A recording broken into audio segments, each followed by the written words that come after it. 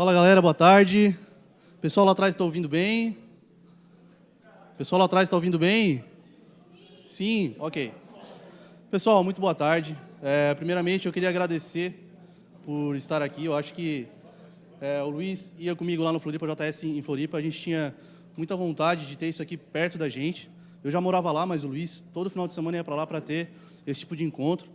Agradecer e parabenizar o pessoal da organização, o Matheus, o Pedrinho, o Luiz, todo mundo que participa, se envolve para que esse tipo de evento aconteça, tá? Porque, como o Thiago falou, ter esse tipo de evento, que é comunitário, que é compartilhamento de conhecimento, é muito importante, não só para cada um de vocês, para desenvolvimento pessoal, mas para a comunidade como um todo, tá? Como eu estava conversando com o Thiago e com outras pessoas, aqui tem muita gente boa, tá? Aqui em Criciúma, na região, tem muita gente foda. Muitas vezes a gente se espelha em pessoas que estão fora, em eventos de São Paulo e outras regiões, mas a gente tem condições de fazer algo de grande valor aqui na cidade, aqui na região. Então, obrigado, pessoal, por estar aqui, se ter disponibilizado sábado para estar aqui, sábado bonito desse que podia estar na praia, fazendo outra coisa, mas o pessoal está aqui não para aprender, porque eu não me considero ninguém que possa ensinar algo para vocês, mas é passar um conhecimento que a gente tem, alguma coisa.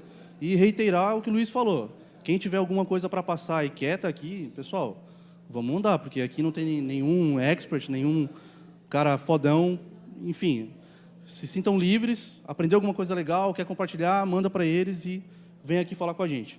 Bom, o tema que eu vou falar hoje para vocês, tá? Contar um pouquinho da minha experiência, já fazer um aviso para vocês. A gente não vai ver ferramenta aqui a fundo. Por quê?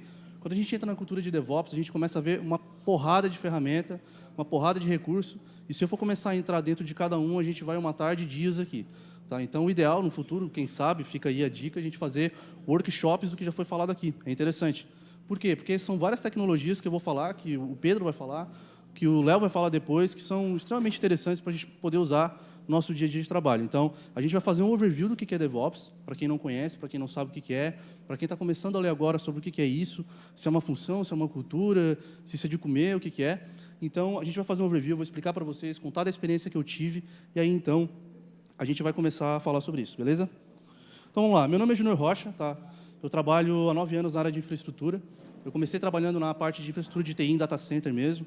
Trabalhei na SATIC, na Librelato, em outras empresas. E em 2013 eu fui para Florianópolis, trabalhei na Caordic com o Pedro. Tá, e lá eu comecei a ver cloud mesmo de verdade, tá? Então, desde então, eu venho trabalhando com cloud computing, com engenharia de cloud e com a cultura de DevOps. Então, eu vou passar para vocês a minha experiência que eu tive trabalhando na Caordic, trabalhando na Merit, que é uma empresa de educação que faz software para educação hoje no Brasil. Então, e depois na Ilegra, que foi o meu último emprego em Porto Alegre. Se vocês verem na Talk, está lá escrito que eu sou atualmente Cloud Engineer na Ilegra. Infelizmente, há 4 meses eu tive que voltar embora para Criciúma, porque meu pai acabou adoecendo. Então, estou aqui novamente, mas eu continuo ativo na comunidade. Se vocês precisarem de mim, aí estão os meus contatos, tá? Se sintam à vontade para poder falar comigo depois, ou mandar um e-mail ou qualquer coisa. Vamos lá, Dev o quê? Quem sabe o que é DevOps aqui? Levanta a mão. Lá atrás. Alguém sabe o que é DevOps aí atrás? Não? Beleza, é como eu esperava. Eu acho que 10, 15% do pessoal sabe realmente o que é DevOps. Na empresa de vocês, tem DevOps? Não? Tem a cultura de DevOps? Tem algum profissional responsável ou não? Sim, não? Tem? Beleza, caiu para uns 2% agora, pessoal. Isso é legal. Então, quer dizer que eu acho que eu vou poder passar um pouquinho de conhecimento para vocês. Bom, pessoal, DevOps é o seguinte. Lá em 2009, um cara na Bélgica, tá, ele começou a pensar, tá, em fazer a questão do Agile unir com a infraestrutura. Tipo, cara, eu estou na parte de data center, eu sou um cara de TI convencional, mas eu acho legal o método ágil, como as coisas são feitas, como a entrega de software é feita. Será que não tem como fazer isso em infraestrutura? Ele começou a pensar sobre isso, mas não fez nada, assim, só pensou e idealizou. Depois, teve uma talk num evento, que foi muito engraçado, que só teve uma pessoa inscrita. Só um cara se inscreveu na talk, que foi esse cara, que é o Patrick Debois, o nome dele, um belga. Uma talk de um outro cara lá, o sobrenome dele é Sheffer, se não me engano, e só ele se inscreveu. Como o cara que ia dar talk viu que só tinha um inscrito, eu não vou dar talk para um cara, eu não vou lá apresentar, só tem um cara inscrito, pô. Aí o cara ficou curioso, esse Patrick Debois. Pô, vou falar com ele. Ele queria fazer uma talk sobre a Agile Infrastructure. Pô, vou atrás dele, eu estava pensando nisso, ele também, isso lá em 2009. Tá? Aí eles se encontraram, discutiram e criaram um grupo. Criaram um grupo para conversar sobre Agile Infrastructure. Sei que, nesse meio, eles lançaram uma hashtag no Twitter para falar sobre DevOps Day, que era Developer Operations Day. Beleza, tudo certo. Aí ele acabou reduzindo essa hashtag para DevOps. Foi aí que nasceu o termo DevOps. Então, já para desmistificar no começo, DevOps não é uma função, pessoal. DevOps é uma cultura. Tá? É uma série de melhores práticas que a gente tem que implementar, tanto em código, quanto em operação, quanto em qualidade. Não existe um profissional DevOps, assim como não existe um profissional, enfim, eu sou Agile. Não, eu sou um desenvolvedor que eu tenho conhecimento da cultura. Entendeu? DevOps é uma cultura, é uma série de práticas. A gente não pode limitar DevOps a uma função. Então, falando nisso, quem é DevOps? Quem é que pode se tornar um DevOps? Sou desenvolvedor, eu posso ter essa cultura de DevOps? Eu posso querer ser um profissional que tem essa cultura? Sim. Eu sou um cara de infraestrutura on-premise e quero ter também, desenvolver isso na minha carreira, posso ter? Também. O legal da cultura de DevOps é que ela mescla a parte de desenvolvimento junto com a parte de infraestrutura, a parte de arquitetura. Então, aí você consegue colocar na sua carreira, no seu perfil, essa característica de DevOps. Então, o interessante é que, antigamente, era assim, o desenvolvedor de software queria algum recurso no servidor, ele tinha que abrir um chamado. Ou o cara lá do servidor falava, cara, a gente vai criar uma VM e depois a gente avisa. E vocês perdiam tempo com isso. Porque o dev estava esperando o cara da infra criar, o cara da infra estava criticando o cara do dev porque o servidor estava sendo onerado porque ele programava mal, mas o cara do dev estava falando que o servidor era uma porcaria. Isso sempre foi uma briga, cara. Se eu perguntar aqui quem nunca teve problema com isso, eu duvido que ninguém levante a mão. Toda empresa teve problema com isso. É sempre culpa da infra ou é sempre culpa do programador. Então, o conceito, a cultura de DevOps veio para, tipo, cara, a gente está no mesmo produto, a gente está no mesmo barco, a gente precisa se unir, precisa trabalhar junto. É muito ruim quando uma empresa tem um produto que uma fica jogando para a outra. A gente tem que se unir, a gente tem que ter a mesma pegada, a mesma cultura. Por isso que DevOps é a união dos dois. Entendeu? Cara, eu vou entender o teu problema, eu quero entender o teu problema para te ajudar. A partir do momento que eu estou te ajudando, eu estou me ajudando, meu produto e ajudando a empresa também. Então, o foco é muito no negócio. Por isso que lembra muito o Agile. Tá? Aí tem também, para que serve esse pacote? O cara fica perguntando para que serve aquilo, é sempre aquela briga, o dev quer coisa rápida porque ele precisa testar, o cara da infra fica atrasando porque, sei lá, tem que fazer outras coisas, fica questionando. E tem aquela velha história. Na minha máquina funcionou.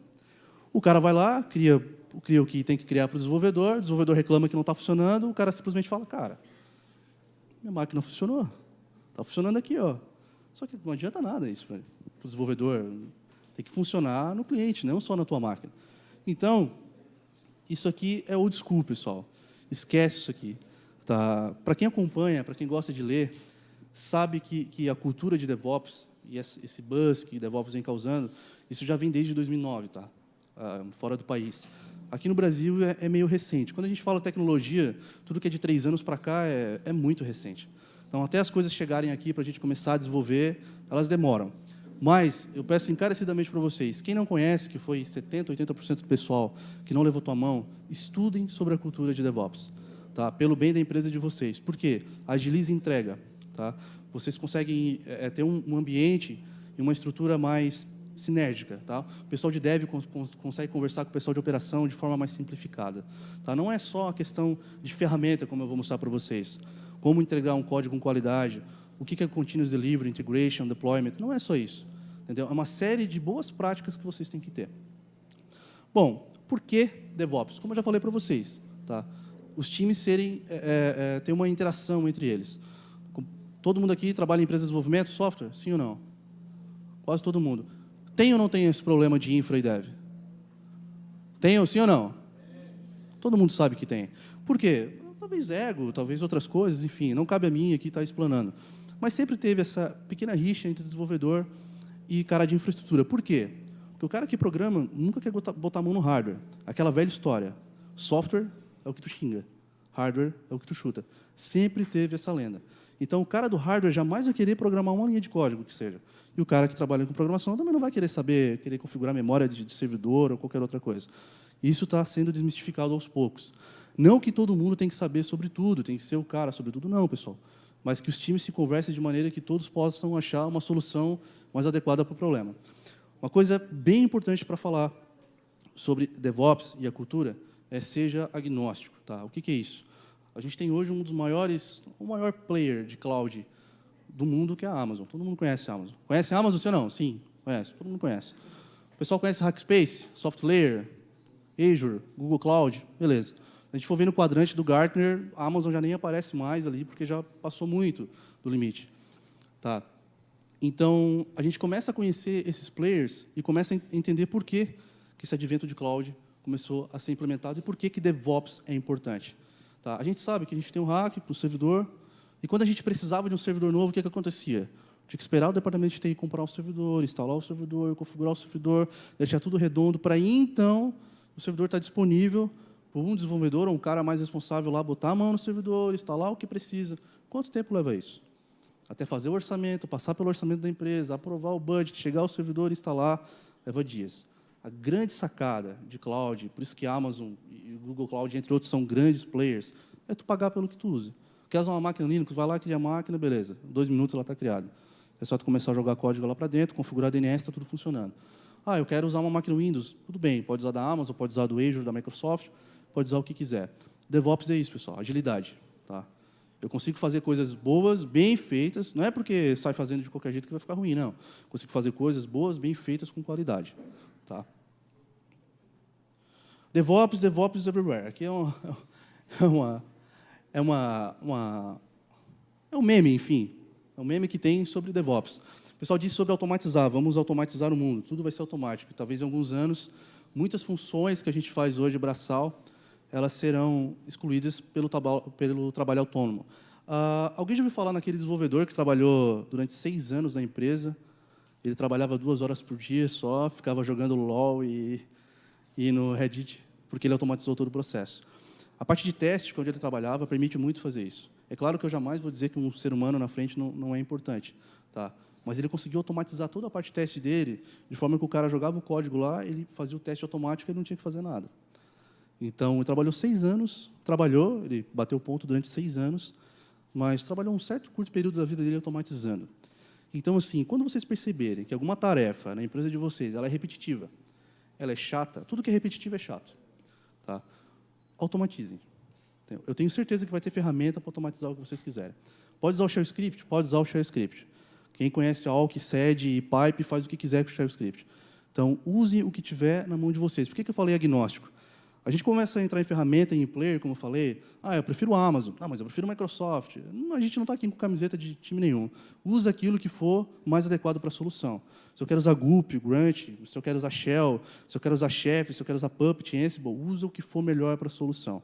Tá? Não se prendam a gostos pessoais. Porque, lembrem, a grande sacada do Agile e do DevOps é que vocês estão priorizando o negócio. Vocês sempre estão entregando algo para alguém, que é o cliente final de vocês.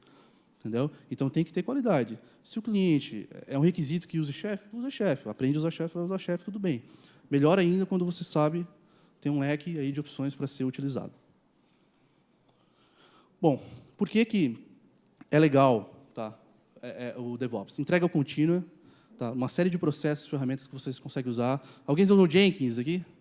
Jenkins, meu Deus, está diminuindo a quantidade de gente levantando a mão, estou preocupado. Tá. Quem sabe o que é Continuous Integration aqui? Integração contínua. Beleza. Deploy contínuo. Só o que sabe vai saber, beleza. Quem sabe o que é o Vagrant? Chef, Puppet, conhece? Okay. Não vou perguntar mais se está ficando vergonhoso para mim. Então, lá. O legal de você ter essas práticas de DevOps, que ali aparece o Show Me the Money, é o seguinte: valor, tá? Entrega de valor. Quando a gente começa a entrar em Continuous Delivery, Continuous Integration, Deployment, a gente começa a entender o que realmente é de valor para a empresa. Tá? Então, entrega contínua, proatividade de incidentes, estabilidade na operação e depotência. Esse depotência é bem legal, porque aí vai ao encontro que eu falei sobre o Shell Script. Tá? Quando você faz alguma operação em Shell Script, como é que você faz para garantir que toda vez que aquele script vai ser executado, vai ter o mesmo resultado? Como é que eu faço? Eu vou executar ele em qualquer lugar. Eu vou pegar em vários servidores de aplicação, que tem, sei lá, um Nginx instalado com PHP FPM, tem um Memcache, tem um PHP, eu executo um shell script de verificação ou de deploy. Como é que eu faço para ter certeza que ele vai ter sempre o mesmo resultado? Pode ser, é um bom início. Mas tu concorda comigo que se eu começar a fazer isso com Shell Script, ele começa a ficar complexo? Se eu começar a tentar garantir que tudo, por exemplo, eu quero garantir que tenha o Nginx instalado na máquina, se não tiver, eu quero instalar, startar ele e ver se ele está rodando. Faz isso com Shell Script. Quantas linhas vocês vão usar? Estava conversando com o Panga falou uma coisa que é fato. Quanto menos linhas de código, melhor. Tá? Então, tem algumas ferramentas que a gente começa a usar para infraestrutura, aí a gente começa já a falar em DevOps na área de infraestrutura, para garantir idempotência. O que é idempotência? É garantir que aquilo que foi feito realmente vai estar feito, vai estar funcionando, vai estar testado e não vai ter risco de estar errado. Tá? Isso aqui, mas é só isso realmente que tem de valor? Pessoal, vocês têm ambientes de dev, stage e prod na empresa de vocês? Tem? Ok. Quantos de vocês têm ambiente de dev na máquina local? Ou tem no Vagrant, ou tem num Docker, ou num dev local numa máquina? Tá. O legal de vocês começarem a usar técnicas de infraestrutura como código, que é o tema da palestra, tá? Que é o tema da talk, enfim, é vocês usarem ferramentas que permitem que vocês criem ambientes de forma rápida, escalável e igual. Tá? Vocês já pensaram, por exemplo, em criar um ambiente na Amazon? Vamos usar a Amazon como exemplo. Tá? Criar um ambiente todo na Amazon, com todas as máquinas, VPCs, interfaces de rede, configurações de firewall, subir todas as máquinas com a versão do Linux correta, as versões do Nginx, do PHP FM, de tudo que vocês precisam com um clique só, ou com um comando só. Será que isso é possível? Dá trabalho? É possível. A Amazon tem várias ferramentas para fazer isso. Posso fazer isso com Shell Script? Pode. Quanto tempo vai levar para fazer isso? Cara, eu nem consigo contar. Tenho ferramentas específicas? Tenho. Tá, a Amazon tem o CloudFront, eu tenho o Chef, eu tenho o Puppet, eu tenho o Ansible, eu tenho o Salt, eu tenho um puta de um stack da HashiCorp. Alguém conhece a HashiCorp? Que é uma empresa que tem vários produtos para cloud e para DevOps fantásticos. Tá? Depois, se vocês quiserem, pessoal, sei que eu estou falando um monte de nome que a maioria não conhece, tá? Que mescla muito a parte de desenvolvimento e infraestrutura. E quando eu falo nisso, tanto o desenvolvedor como o cara que trabalha na área de operação de infra deve saber. Não que é obrigado, ninguém é obrigado, mas entendam isso, porque eu tenho certeza que vocês vão usar. Tá? Não é algo que eu estou chutando, não. O Bare Metal, que é a gente tem o servidor em casa, ele vai começar a sair, não vai existir mais. Infelizmente, aqui hoje a gente está com uma excelente qualidade de conexão de internet, mas não é todo lugar que tem isso. A gente sabe que a nossa região, a internet é ruim. A gente não consegue usar o servidor de aplicação todo na nuvem. A gente não consegue ter uma baita ferramenta 100% em cloud. Por quê? Porque a nossa internet é ruim. A internet do Brasil é ruim. Entendeu? Hoje a gente tem uma conexão boa, porque graças ao parceiro da banda Turbo e tudo mais. A gente sabe que isso é uma constante. Tá? Mas eu peço encarecidamente a vocês, aprendam, vão atrás. Por quê? Vai enriquecer o trabalho de vocês, vocês vão começar a trabalhar pensando em qualidade do serviço de vocês. Tá? Muita gente usa ainda aqui FTP para fazer deploy de PHP. Por quê? PHP, fazer deploy de PHP é copiar código de um lado para o outro. Muita gente usa FTP. Tá, mas está errado? Não, não está errado. É uma técnica. Você usa o que quiser. Assim como está errado, ou é uma técnica sua fazer controle de versão no Ctrl+C, Ctrl+V e renomeando arquivo. Eu não me responsabilizo. Mas tem outras ferramentas, diversas outras ferramentas que podem ser utilizadas para otimizar esse processo. Tá? E é uma premissa. Para ter qualidade de software, qualidade na entrega e garantir entrega, tem que usar controle de versão, tem que ter outras coisas que a gente vai falar ao longo da talk.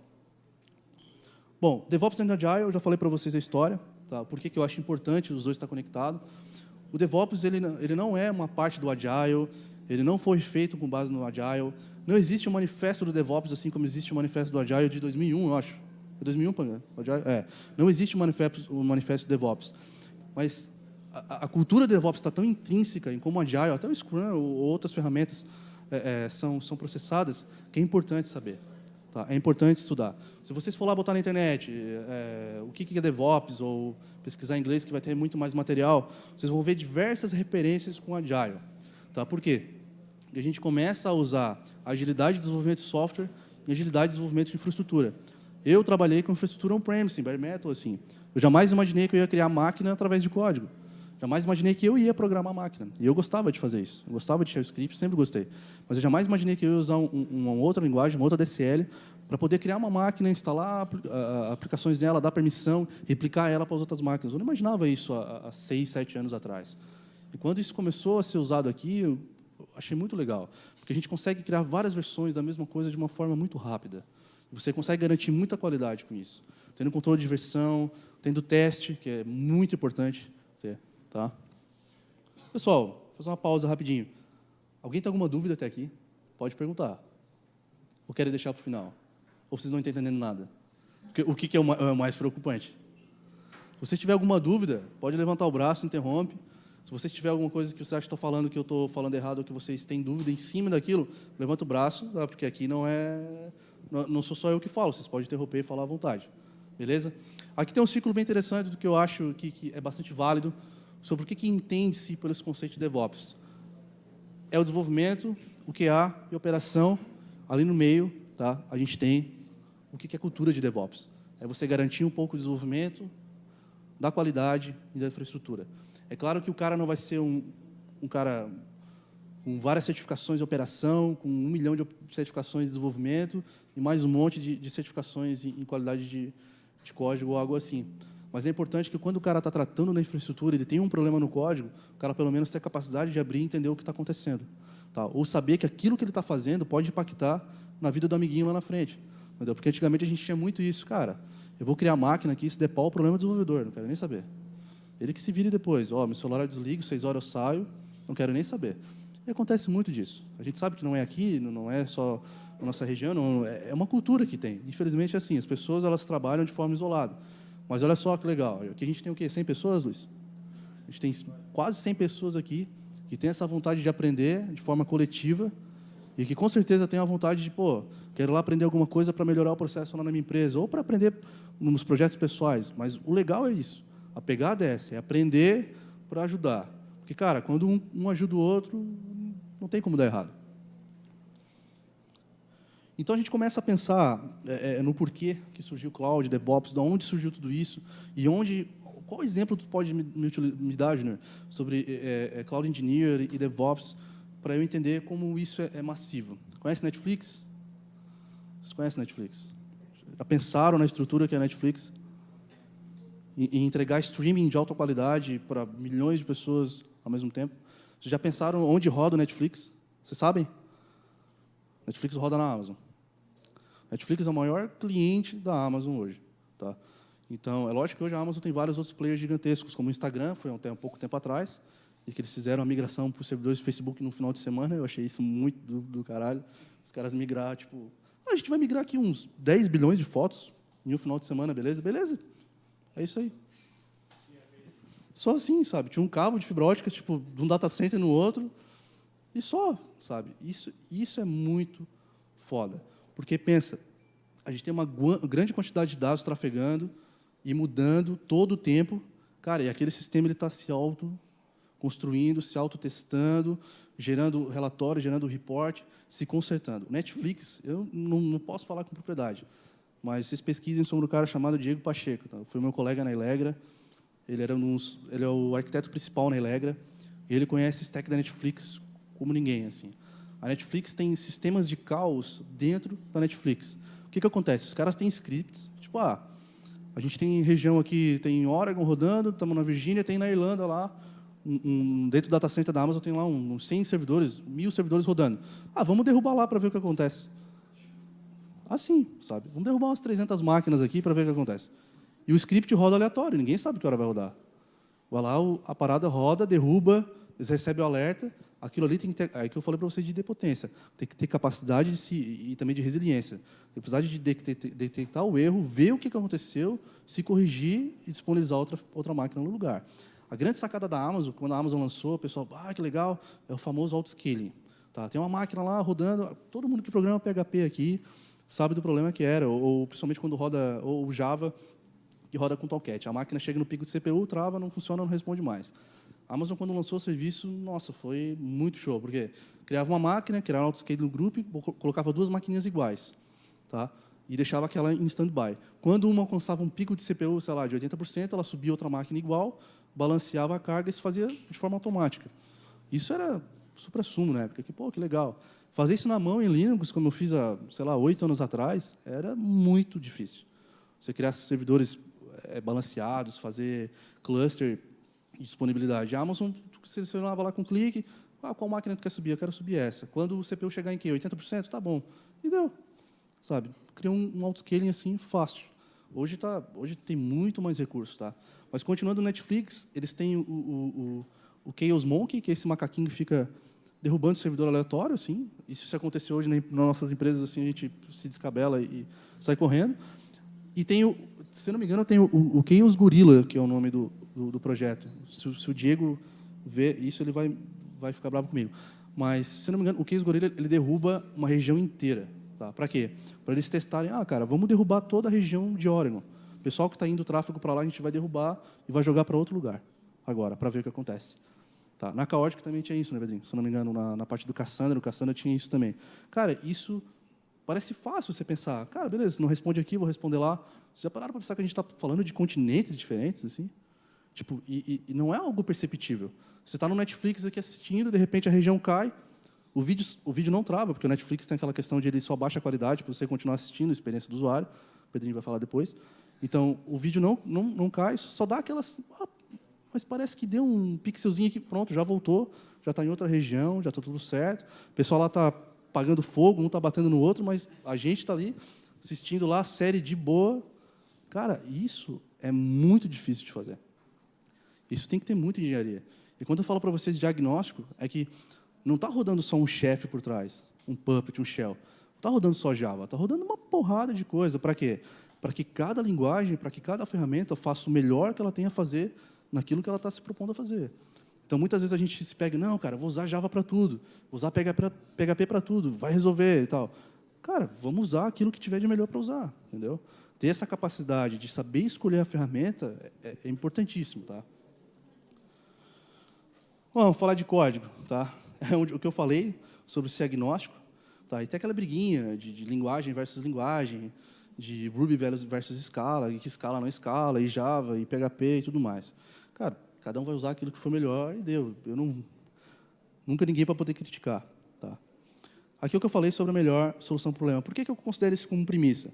Porque a partir do momento que a gente entender que não há um Deus onipotente na área de código, desenvolvimento, e que a gente tem que ignorar haters, e que a gente tem que priorizar o negócio, não o ego, e que a gente sempre tem que buscar a melhor solução para o problema, quando a gente tem um time que tem essa consciência, aí as coisas começam a caminhar de uma forma mais suave. Tá? Agora a gente pode começar a falar um pouquinho sobre o que o DevOps veio para mudar e agilizar, que é a parte de integração contínua, integração de deploy contínuo e de entrega contínua. Tá? Pedi para levantar a mão de novo. Quem aqui tem os 3 na empresa? Continuous Deployment, Delivery, Integration. 2. Tá. Agora eu não consigo mais nem calcular de cabeça qual é o percentual disso tudo, mas tudo bem. Quem já ouviu falar nisso aqui, pessoal? Sabe o que é? Desenvolvedor, sabe? Tem ideia do que seja? Tem ideia? Acha interessante? Acha necessário? Beleza, pessoal. Integração, tá? Pegar o código de vários desenvolvedores, integrar eles num repositório de código versionado, de preferência, e não ficar copiando e colando dentro de um único arquivo, tá? Usando um GitHub da vida, um Bitbucket ou qualquer coisa que vocês julguem boa para fazer qualquer tipo de integração. Tá? Depois a gente tem a parte de delivery, que é onde a gente vai entregar realmente o código. Tá? Depois que ele passa pelos testes, depois que ele passa pela integração, ok, funcionou tudo certo. Pelas etapas de validação de unitário ainda não aborda. Aqui a gente tem uma triggerzinha entre delivery e deployment, que muita gente, quando vocês começarem a estudar, vai parecer confuso. Qual é a diferença de delivery e deployment? Porque delivery é entrega. E você já, mas entrega quer dizer que eu já estou colocando o código lá, o cliente já viu, mas qual é a diferença? A gente vai ver depois. Tá? Isso que eu estou falando, pessoal, isso vocês não fazem só em linha de comando do desenvolvedor. Tá? Existem várias ferramentas. Como eu falei para vocês, existem várias ferramentas de integração, como o Jenkins, que eu sou muito fã, que não faz só isso. O Jenkins faz qualquer coisa, eu acho. Já fizeram o Jenkins conectado numa maquininha de nerf, e quando o cara faz um build, o build falha, ele dispara o nerf na pessoa que errou o build. É bem legal. Tem o Jenkins, tem o Circle CI, tem o Travis, tem o Magnus CI e várias outras ferramentas que vão fazer o quê? Pegar o código de vocês, integrar, testar e ver se ele fazer o build, ver se passou e está pronto para colocar o código em produção, ou não. Tá. Tem a parte de deployment, que aí sim, a gente disponibilizar o código lá, final. Pode ser no ambiente de desenvolvimento, no stage ou no produção. O ideal, na minha opinião, não sou desenvolvedor, mas, na minha opinião, o Panga depois pode falar um pouco sobre isso e dizer que eu estou falando merda, é você sempre ter vários estágios. Tá? Você tem o dev local, ou no servidor, ou no Vagrant, num Docker local. Depois você tem um ambiente de desenvolvimento onde é compartilhado com todo mundo, o pessoal vai integrar, vai jogar para lá, ver o que está acontecendo. Depois você tem um stage, que é o quê? Um pré-produção. É para outros usuários testarem. Tipo, vamos ver se isso aqui está funcionando e tudo mais, para fazer teste de usuário mesmo. Quando o teste unitário não pega o erro, fazer o teste do usuário. E aí, sim, você ter um ambiente de produção. Para garantir que o código que vai para a produção, realmente ele passou o teste unitário, o pessoal testou, está funcionando, beleza. E ainda assim, acontecem muitos problemas. Mesmo tendo essas camadas de segurança que a gente tem, acontece muito problema. Olhando aqui, pessoal, esse gráfico. Eu tenho o código pronto, faço o teste, integração, o teste de aceitação passou, aí eu vou lá e manualmente eu vou lá e clico em deploy, e ele vai para a produção. Isso aqui é continuous delivery ou continuous deployment? Alguém sabe? Nenhum dos dois? Isso aqui é delivery. Tá. Quando eu tenho que fazer manual, eu tenho que ir lá e clicar para dizer que o código vai para a produção. Tá? Quando isso é feito de forma automatizada, que é o suprassumo do desenvolvimento, o objetivo de todo mundo é que o código seja testado, tudo automatizado, que ele vá para a produção e que você nem veja as alterações que foram feitas de forma negativa. Não percebi o código da produção, o cliente nem viu. É como eu falei, o Netflix está lá rodando, de repente os caras fizeram um teste, passou, foi, atualizou, ninguém notou. Por quê? Porque está 100%. Chegar nesse estágio é muito difícil, tá? Mas é possível. A gente tem várias stacks aí que comprovam isso. Tá? Melhores práticas, então. Aqui tem a foto do Linus. Eu acho que a maioria conhece quem é esse cara. Tá? Que ele disse que ele reiniciou o web server dele faz uns 10 anos só. E antigamente, pessoal, eu sou um administrador de sistemas antigo e era orgulho a gente chegar, cara, sabe quanto tempo faz que está o meu uptime do servidor? 2 anos. Tipo, 2 anos que não reinicia, está funcionando. Hoje, pessoal, o orgulho da gente falar o seguinte, cara, meu servidor caiu, voltou, a máquina deu problema na Amazon lá, deu problema na instância, voltou outra máquina no lugar, está funcionando, e eu só recebi um alerta no New Relic que 3 minutos depois ela estava funcionando. Isso é orgulho. É você não sair de casa sexta-feira. Antigamente tinha isso, né? Administrador de sistemas tinha plantão, cara. O celular ligado, ali olhando direto, tinha que ter isso aí, porque se o site saísse fora do ar, e-commerce mesmo, era difícil. Black Friday, passei uma Black Friday na Caord que foi tenso. Black Friday é assim, cara, vamos ver aqui 5.000 requests por segundo. Na época eu não participava do time técnico da Amazon, mas eu aprendi muito lá na Caord. Então era, cara, uma porrada de requests por segundo, e o pessoal, não, tá tranquilo, cara, tomando cerveja, vamos só acompanhar aqui, tá tudo certo. Isso é orgulho pro pessoal. Porque o trabalho todo eles já fizeram antes, entendeu? Eles estão ali acompanhando porque é divertido, tipo, é um prêmio para eles, cara, olha o que a gente fez, que foda, funcionou, e tá tudo certo. Eu garanto para vocês que Americanas, as últimas 3 Black Fridays, ninguém conseguia acessar o site, porque caía, entendeu? Porque talvez escalava errado, enfim, não sei. Tá? Mas hoje é orgulho falar, cara, o servidor caiu, voltou, está tudo funcionando, e ninguém, não sei quem foi, ninguém viu, está tudo certo. Um projeto que eu participei, que eu ajudei, quem criou foi o Hermes, lá na Elegra, foi da gente detectar intrusos num website de uma grande rede de hotel no Brasil. Então, a gente detectava por IP, aqueles caras que estavam tentando acessar. A Amazon tem um produto chamado Web Application Firewall, que é o WAF. A gente usou um outro produto específico da Amazon que se chama Lambda, que esse Lambda ele executa funções computacionais baseadas em eventos. Então, a gente conseguia entender que o cara batia no nosso servidor, era um cara que fazia vários requests por segundo de um mesmo IP, ou quando era uma conexão que não era válida, e a gente detectava esse cara, ele chamava uma função Lambda, essa função Lambda pegava o IP do cara, jogava no Web Application Firewall e bloqueava o cara. Isso a gente sem ver. A gente levou, sei lá, o Hermes levou uns 4 horas para fazer isso, depois de feito, não se incomodou mais. O que acontecia? É claro que você ter auto-scaling é legal, mas pensa que você tem um e-commerce, começa a fazer auto-scaling, sobe 2 máquinas, sobe 3, sobe 4, sobe 5, sobe 10, você está gastando dinheiro para isso. Você está pagando máquina lá. E você, não, então vou limitar aqui para subir só 4. Beleza. Aí você tem aqueles picos de final de semana, Dia dos Pais, enfim. Aí subiu 4 máquinas, tem um cara lá, tem um boot lá fazendo crawling ou alguma outra coisa, está derrubando a máquina, subiu as 4 máquinas estão com load alto, não conseguem mais responder, não consegue mais subir nenhuma máquina porque botou o limite de 4, aí o que faz? Aí quando você vê, mas que legal, então quer dizer que teve bastante acesso, gente comprando. Não, é porque tem alguém lá tentando derrubar, fazendo um DDoS simples, e está destruindo, está perdendo dinheiro, porque subiu 4 máquinas, ao invés de subir 4 máquinas para vender mais, está subindo 4 máquinas porque tem algum indiano lá, um russo, um adolescente, um japonês lá, fazendo DDoS na máquina de vocês. Então, gastando dinheiro para subir máquina e perdendo dinheiro porque não está vendendo.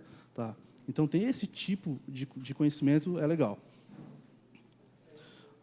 Controle de código, como já falei sobre GitHub e Bitbucket, tá? Vocês desenvolvem hoje, tem que conhecer essas 2 ferramentas.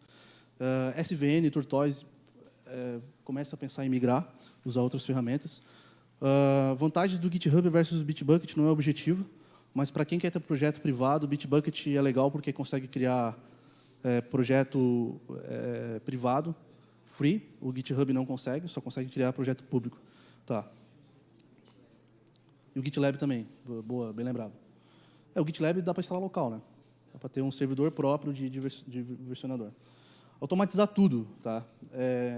A gente brinca que talvez no futuro a gente não vai ter mais emprego porque o robô vai fazer tudo. Isso vai demorar um pouquinho, tá? Alguns, talvez vários anos, mas alguém vai ter que programar esses caras, tá?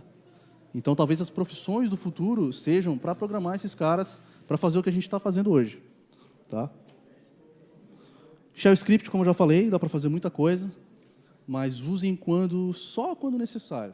Procure usar outras ferramentas para quando quiser resiliência. Compartilhamento de informação. O pessoal usa Slack. Falar Slack, HipChat, o Gitter, do GitHub. A gente tem um canal no Slack, até fazer um merchan, né, Luiz? Luiz está... Luiz, pode fazer o merchan do Slack, do canal? A gente tem um canal no Slack, quem quiser participar, depois fala com o Matheus ou com o Luiz. A gente discute várias coisas lá, a gente não fala só besteira. Por que eu estou falando do Slack? Na Merit, quando eu trabalhei, a gente tinha todas as notificações no Slack. Notificações do New Relic, notificações do Sentry, notificações de queda de servidor e tudo mais. Então, tinha um canalzinho lá só para notificação, que notificava todo mundo. A nossa equipe era uma equipe enxuta. Mas vocês pensam numa equipe de, sei lá, 60 desenvolvedores no mesmo canal lá, tem um Devs Notifications, que fica jogando alerta lá, se o vídeo falhou, se o vídeo passou, ou se não. O Jenkins funciona muito bem para isso. Tá? O Jenkins ele consegue... O legal, é um fluxo que a gente tinha lá, bem simples, pode parecer para mim. Aqui a gente tinha o desenvolvedor desenvolvia, lógico, o desenvolvedor desenvolve, né? Ele gerava o código dele, jogava para o GitHub. A partir do momento que estava no GitHub, ele já tinha um webhook para o Jenkins. Aquele código jogava para o Jenkins fazia toda a parte de integração. Se passasse, ele já jogava para a produção e informava para a gente no Slack se o build tinha passado, se tinha falhado, o que tinha acontecido e qual foi o cara que cometeu o erro, enfim. Coisa simples de fazer, mas que ajudava muito. Que a gente sabia quando que começava, quando que terminava, quem que fez, por que falhou, enfim. Ferramenta simples, tá? O Jenkins, que a maioria conhece, o Sentry, que depois eu vou mostrar ali para vocês o iconezinho dele. O Sentry é um cara que informa erros no código, tá? A minha descrição foi bem simples sobre ele, mas o Sentry tem uma versão free e uma versão paga. O pessoal que programa em Java, PHP, utilizem ele é muito foda. Ele pega acho que ele pega o cat dos logs, né, se não me engano. Ele pega um parse dos logs e joga de uma forma mais gráfica para entender o que está acontecendo. Tá? E você consegue botar lá se resolveu, se não resolveu, o que resolveu, comentário, enfim. Não é nada parecido com o GitHub Issues lá. Tá? É dentro do próprio Sentry mesmo, é bem interessante. Tá? Esse compartilhamento de informação é necessário, pessoal. Quando começa a trabalhar numa equipe que tem muito desenvolvedor, tá? Compartilhar a informação do que está acontecendo é primordial. Tá? Fui eu que fiz lá, fui eu que mexi, eu que comitei isso aqui, deu problema, me ajuda. Tá? E uma parte importante de falar, que muita gente pode estar se perguntando, tá, Júnior, beleza, eu entendi o que é DevOps Culture, mas é um cara na minha empresa que está lá fazendo DevOps, o que acontece? Na maioria das vezes, pessoal, na maioria das vezes, tá, é um cara de infra que migra, tá, para essa função com essa cultura. É um cara que manja de infra e gosta de código. Tá, na maioria das vezes. Tá? O cara vai lá, manja de infra, gosta de codificar também, ele começa a entender a parada e funciona assim. Eu acho que todo desenvolvedor tem que ter em si a cultura de DevOps. Tá? Eu tenho isso para mim, assim. Tem um dedo duro ali. Tá? Beleza. Eu acho que todo mundo tem que ter essa cultura. Tá? Por quê? A questão que eu falei antes. O pessoal compartilhar conhecimento, saber o que está fazendo e ter mais capacidade na equipe. Tá? Bom, o Cloud 6 benefícios. Tá? Aqui eu vou botar uma stackzinha para vocês, o que a gente usava na Merit, tá? Que foi uma empresa onde eu trabalhei antes da Ilegra. Nginx, Jenkins, tá lá em cima, New Relic. Esse aqui é o Sentry, tá? A gente usava Docker também, o Vagrant e o Chef. Todo mundo conhece o que está aí? Não, acho que a maioria não conhece, né, que está aí as ferramentas, tá? O Vagrant e o Docker dá para a gente fazer uma talk só sobre eles, tá? Porque muita gente compara os dois não tem nada a ver uma coisa com a outra, tá? O Chef é um cara foda. Chef é para a gente poder provisionar infra através de código, tá? Com ele eu consigo criar máquina na Amazon, eu consigo atualizar código, eu consigo usar ele para deploy, consigo usar ele para atualizar o mesmo... Júnior, eu quero atualizar 1000 máquinas ao mesmo tempo, o que eu faço? O shell script, várias elas? Pode usar um Chef para isso, pode usar o Puppet. Tá? O Docker, o Panga vai falar um pouquinho depois, eu não vou falar sobre ele. Tá? O Nginx é um web service, tá? Um serviço web tipo Apache. Tá? O Jenkins é o cara que eu falei sobre integração. Beleza? E o New Relic, para mim, é uma das melhores ferramentas de monitoramento de servidor e aplicação que a gente tem disponível. Tem o Datadog, tem outras, a PP Dynamics e tem outras ferramentas, mas, para mim, ele já ajuda bastante. A bateria está fraca, Pedro. Provisionamento de infra. Aqui eu botei 2 snippets de código bem simples, tá? Para vocês entenderem o que é provisionar a infraestrutura como código. Aqui é uma parte bem pequenininha do CloudFormation. CloudFormation é um produto da Amazon para vocês criarem toda a infraestrutura da Amazon via código. Quem conhece o ambiente da Amazon sabe que você vai lá, cria EC2, create instance, seleciona o type, seleciona o que vai querer nela de disco, blá, blá, blá, beleza. Aqui você cria via código, tá? Então você vai ter lá o AWS CLI instalado na máquina, pode ser Linux, Windows, o que for. Você, com as credenciais da Amazon, consegue conectar lá na Amazon. E você consegue criar um JSON, isso aqui é em formato JSON, tá? Para criar os serviços que você quer na Amazon. Ah, mas o que eu posso criar lá? Quem conhece a Amazon pode criar o que quiser lá. Desde máquina, o que vai ter dentro da máquina, qual vai ser o nome, tudo. Tá? Por que é legal? Na Elegra, a gente tinha um produto que era comum entre vários clientes, ele estava crescendo. Então, a gente tinha, sei lá, 30 servidores na Amazon de EC2 e Elastic Cache, uma porrada de coisa. Várias coisas diferentes. E isso era replicável. Pô, semana que vem vai ter outro cliente igual. Então, eu não ia perder tempo lá criando as máquinas manual, entrando nelas, instalando o serviço que tinha que instalar, jogando as coisas. Não. A gente perdeu um bom tempo criando um script para fazer isso. Tá? Que ele criasse todas as máquinas, que instalasse o Nginx, a parte que for em todas elas, que setasse o host, que mudasse o IP, e que instalasse todas as atualizações, os pacotes, que testasse a comunicação entre elas. Tá? Isso aqui é um exemplo do CloudFormation. Esse aqui é um exemplo bem simplesinho do Chef, tá? Que é um recipe do Chef. O Chef é bem complexo de entender no começo. Tá? Vale uma talk só sobre Chef, para quem quer aprender. Aliás, acho que vale um curso só sobre Chef, porque ele é bem extenso. Tá? Que é provisionar a infra como código e fazer várias outras coisas. Fazer deploy de código, PHP, Java, o que quiser, com o Chef. Então, aqui eu estou fazendo o quê? Estou pegando um pacote do Nginx, estou mandando instalar, tá? Estou dizendo que ele vai startar, e depois eu estou mudando a permissão de um arquivo, tá? Tudo pelo Chef. Então, quando eu estou lá, tenho essa recipe pronta, eu estou lá no Chef, eu dou um knife, ou usando outra ferramenta, tem os consoles do Chef, eu mando executar isso aí, ele já executa, beleza, ele garante que vai ter, por baixo, obviamente, ele garante que esses comandos serão executados. Tá? Se não forem executados, ele vai dizer o porquê. Entendeu? De forma bem simples, ele faz um monte de coisa por baixo que garante que isso aí seja feito. Tá? Para finalizar, pessoal, a gente tem TDD, né? Quem conhece desenvolvimento, o Test Drive Development, tem uma grande sacada que hoje está sendo implementada, sendo discutida, ano passado para cá, mais ou menos, é sobre TDI. Tá? Já estou acabando, pessoal, calma. Sobre TDI, que é Test Driven Infrastructure. É o quê? É testar toda a infraestrutura antes de jogá-la em produção. Todo aquele script que eu passei para vocês sobre o CloudFormation esse anterior, isso aqui é uma parte dele, né? Mas tudo isso, cara, eu criava lá, ia testava, via na Amazon estava sendo criado, voltava, isso na mão, tinha que ir lá ver se estava funcionando, beleza. Quando estava pronto, aí beleza, tipo, agora está funcionando, vai para a produção. Só que existem formas e ferramentas que não dá para abordar numa talk sobre como garantir que isso tudo também esteja funcionando. Tipo, ir lá criar de forma automática, ir lá criar, depois de criou, testar se o servidor está respondendo na porta 80, ver se ele está logando, ver se ele está parseando, tudo de forma automática. Tá? Então, quando eu falo em automatizar tudo, é isso aí mesmo. Tá? A gente tem grandes poderes computacionais, a gente tem grandes infraestruturas e tem... É o básico da computação. Tá? O computador é feito para repetir, o ser humano é feito para pensar. Então, a gente pensa, joga no computador e ele repete. Não tem porque a gente está fazendo várias operações ao mesmo, repetidamente se a gente tem poder computacional para isso. Beleza? Pessoal, é isso aí, tá? De forma mais superficial, para vocês entenderem o conceito e o que ele aborda e quais ferramentas mais simplificadas eles usam. Se vocês quiserem perguntar alguma coisa mais técnica, mais a fundo, sobre algum stack, alguma coisa, não se sintam envergonhados, tá? Me perguntem, mandem um e-mail, alguma coisa. Essa talk eu vou disponibilizar lá depois no grupo e depois no Speaker Deck. Tá? Então, sintam a vontade de entrar em contato comigo. Tirar dúvidas, quem quiser, pessoal, é o momento. Tá? Eu não sou o dono da razão, mas eu estou aqui para ajudar vocês se for necessário. Alguém tem alguma pergunta? Tem alguma pergunta aí? Se não então tiver... leva o microfone. Lá atrás, lá no puff, alguém? Alguém tem alguma pergunta? Isso é preocupante. Ninguém quer perguntar nada. Ninguém quer perguntar. Ou estão envergonhosos ou ninguém entendeu nada, mas tudo bem. Pessoal, agradeço a oportunidade, agradeço a paciência de vocês. Eu espero e tenho certeza que as próximas 2 talks serão muito melhores ainda e que a gente tem muito para aprender. Valeu!